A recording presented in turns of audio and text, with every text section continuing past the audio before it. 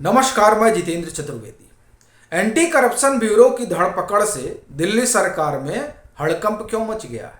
आखिर ऐसा कौन सा रहस्य एंटी करप्शन ब्यूरो खोलने जा रही है जिसकी वजह से आपकी सरकार में भूचाल आया हुआ है?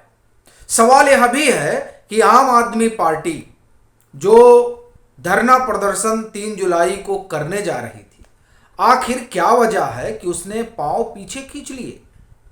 और यह सवाल बड़ा है चूंकि 70 विधानसभा सीटों पर यह धरना होना था। तो अब ना होने के पीछे का कारण जो है वो बहुत बड़ा है, उस पर से हम लोग पर्दा उठाएंगे। और एक सवाल इस बात से भी जुड़ा हुआ है कि ये जो दिल्ली की बिजली रेगुलेटरी अथॉरिटी वगैरह है, उसके जो नए चेयरमैन बने, उनके शपथ ग्रहण को लेकर ये जो आंख मिचौली का खेल आम आदमी पार्टी की सरकार खेल रही है, उसके पीछे का रहस्य क्या है? क्या वजह है कि बेजा परेशान किया जा रहा है? ये तमाम मुद्दे हैं जिस पर हम लोग चर्चा करेंगे। पर जो शुरुआत है वो तो एंटी करप्शन ब्यूरो से ही होगी, क्योंकि ये जो मामला है ये आम आदमी पार्टी की सरकार को बड़ा परेशान करने वाला है। और ये इसलिए कहा जा रहा है क्योंकि जब ये शराब घोटाले की जांच पड़ताल शुरू हुई थी तो ऐसे ही कई मामले सामने आए थे और फिर बात आगे बढ़ी और विजिलेंस की रिपोर्ट आई और उस रिपोर्ट के बाद एलजी ने बाकायदे सौंप दिया इसको सीबीआई को। अब कुछ उसी ढर्रे पर यह मामला भी आगे बढ़ रहा है जो सीधे तौर पर परिवहन से जुड़ा हुआ है, क्योंकि इसमें मसला ऑटो परमिट के घपले घोटाले का है, जिसमें एंटी करप्शन ब्यूरो ने 15 लोगों को संभवतः गिरफ्तार किया है। अब बड़ी चीज ये है कि ये जो गिरफ्तारी हुई ये बता रही है कि वहां लाखों रुपए का गबन होता था। अब ये रोज होता था तो जाहिर सी बात है कि जो लोग ऊपर बैठे हुए हैं, ऐसा तो है नहीं कि उनकी जानकारी में नहीं होगा। अब अगर उनकी जानकारी में है तो ईमानदारी का ढोल कैसे पीट रहे हैं? लेकिन सवाल बस इतना भर ही नहीं है। ये जो गिरफ्त में आते हैं लोग एंटी करप्शन ब्यूरो के, वो क्या बोलेंगे यह तो एक प्रश्न रहेगा ही। लेकिन आप ये देखिए कि परिवहन है कैलाश गहलोत के पास, और उनसे अभी 1-2 रोज पहले कुछ विभाग लेकर आतिशी को दे दिए गए हैं। और तब ये बड़ी चर्चा थी कि आखिर में कैलाश गहलोत से अभी विभाग क्यों लिया गया, जब वो विभाग आतिशी को ही देना था। तो जब मनीष सिसोदिया ने इस्तीफा दिया था और इस्तीफे के बाद कुछ समय बाद जब आतिशी मंत्री बनती हैं तो उसी समय क्यों विभाग नहीं दे दिया गया। अब उस क्यों का जवाब मिल रहा है कि दरअसल उस समय नहीं दिया गया पर अभी क्यों दे दिया गया। तो क्या ये आम आदमी पार्टी के भीतर और सरकार के भीतर ये बात है कि दरअसल ये जो जांच पड़ताल चल रही है, जो एसीबी कर रही है, ये बात बहुत दूर तक जाएगी और उसको लेकर कुछ समस्या हो सकती है, इसलिए पहले ही प्रिकॉशनरी मेजर क्यों ना उठा लिया जाए? तो एक ये सवाल उठता है कि क्या ये जो एसीबी की जांच पड़ताल चल रही है ऑटो परमिट स्कैम वाले मसले में, उसकी वजह से सब हुआ है क्या कि ये तार आगे तक बढ़ेंगे? वैसे ये जो मामला है, ये मामला यूं तो गया था कोर्ट में, और कोर्ट ने जब तमाम फाइलें वगैरह मंगाए, जिसमें विजिलेंस भी अपने हिसाब से जांच पड़ताल कर रहा था, जो किस तरह की शिकायतें वहां भी पहुंची थी, और इकोनॉमिक ऑफेंस विंग भी कर रहा था। तो उससे चीज ये निकल कर आई कि नहीं, ये मामला जो है गड़बड़ है। सो जब ये मामला गड़बड़ है और चूंकि दिल्ली हाईकोर्ट में ऑटो संघ गया भी था, सो दिल्ली हाईकोर्ट ने बाकायदे एसीबी की जांच बिठा दी कि एंटी करप्शन ब्यूरो इसकी जांच पड़ताल करे। अब जब जांच बिठाई तो जाहिर चीज है कि इसमें क्रिमिनल कॉन्स्पिरेसी देखी गई। तो अब ये जो क्रिमिनल कॉन्स्पिरेसी देखी गई और जिसके बाद ये तमाम तामझाम और जांच हो रही है और हिरासत में लिया गया है, उसके बाद सवाल यह उठता है कि किस पर गाज गिरेगी, कितने अधिकारी नपेंगे और क्या इसमें मंत्री का भी नंबर आएगा। अब ये सवाल अपने आप में बहुत बड़ा हो गया है, मगर जिस तरह से विभाग इधर से उधर गए हैं वो संकेत दे रहे हैं कि हो सकता है कि जांच की आंच दूर तक पहुंचे।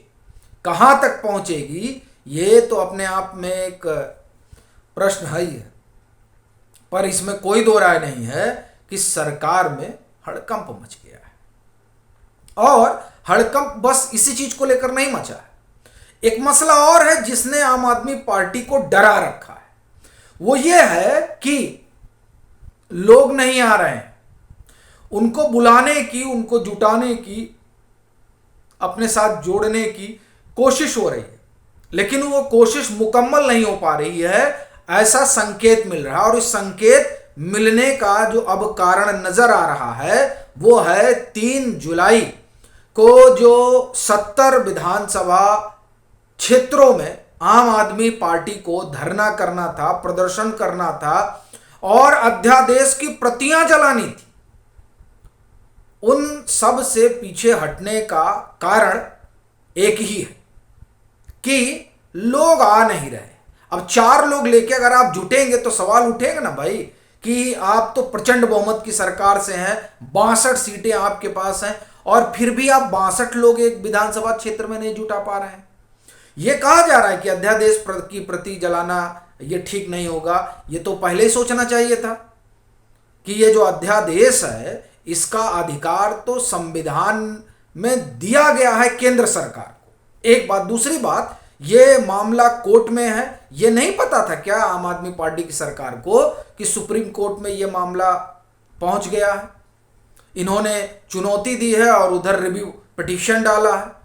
अब ये सब अगर अरविंद केजरीवाल की सरकार भूल गई थी तो क्या ही कहा जाए, लेकिन दरअसल वो भूले नहीं थे, उनको सब याद है। लेकिन जब इन्होंने घोषणा कर दी कि हम प्रदर्शन वगैरह करेंगे, फिर पता चला जब 3 ही तारीख को कर दियो, अब बताओ कहां से लोग आएंगे और कैसे आएंगे। पता चला अगर 10 लोग 20 लोग आए तब तो फिर बड़ी दिक्कत हो जाएगी। तब यह हुआ कि नहीं नहीं नहीं नहीं वापस लो और जामा पहना दिया जाएगा कि नहीं ये तो अब मामला चूंकि विचाराधीन है सुप्रीम कोर्ट के, इसलिए हम लोग ये सब नहीं करेंगे। ये तमाम जो स्वांग रचा गया उसके पीछे का कारण बस इतना हुआ कि लोग अब अरविंद केजरीवाल के आह्वान पर भी बाहर नहीं निकल रहे हैं, तो उनके लिए विकट समस्या। हाँ, मध्य प्रदेश में भीड़ जरूर हुई थी जो अरविंद केजरीवाल की सभा हुई है, ये बात तो ठीक है, लेकिन वहां जब वो रेवड़ी बांट रहे थे तो नारे भी बड़े लगे हैं। अब उसका क्या कहिएगा। लेकिन वहां जो भीड़ हो रही है ये थोड़ा विषयत्तर होगा, लेकिन अब चूंकि भीड़ की बात आई है तो एक चीज बता दें, वहां जो भीड़ है वो कांग्रेस के लिए खतरे की घंटी है, इसीलिए कांग्रेस पूरा खिलाफ बैटिंग कर रही है। बहरहाल, तो ये जो उनका 3 जुलाई का अपना धरना वगैरह था ये इसीलिए उन्होंने पोस्टपोन कर दिया।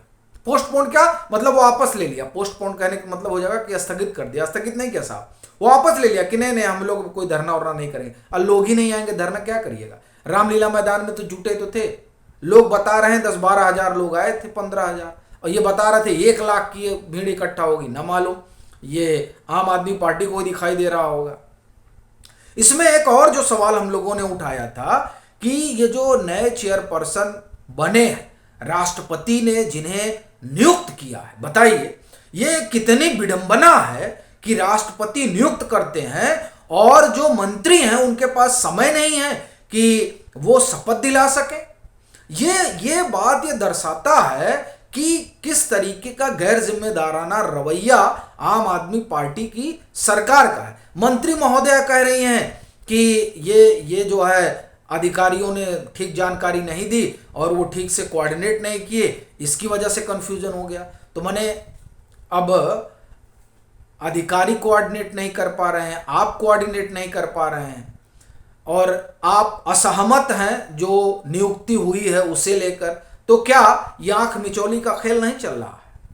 ये तमाम सवाल हैं जो आपकी सरकार के गले की फांस बनते जा रहे हैं। लेकिन फिर भी आपको 2024 से बड़ी उम्मीद है। इन उम्मीदों के बीच उनको मनीष सिसोदिया भी याद आ गए। लेकिन जो ये जांच पड़ताल है, चाहे वो शराब घोटाले की हो और अब चाहे ये ऑटो परमिट घोटाले की चल रही हो, ये सब अरविंद केजरीवाल के लिए बड़ी विकट समस्या बनते जा रहे हैं। और उसमें शीश महल का तड़का, बुखार छूट गया है सबका। बाकी आपकी अपनी क्या राय है ज़रूर साझा करें। मतांतर से नहीं जुड़े हैं तो जुड़े, वीडियो को लाइक करें और खूब शेयर करें।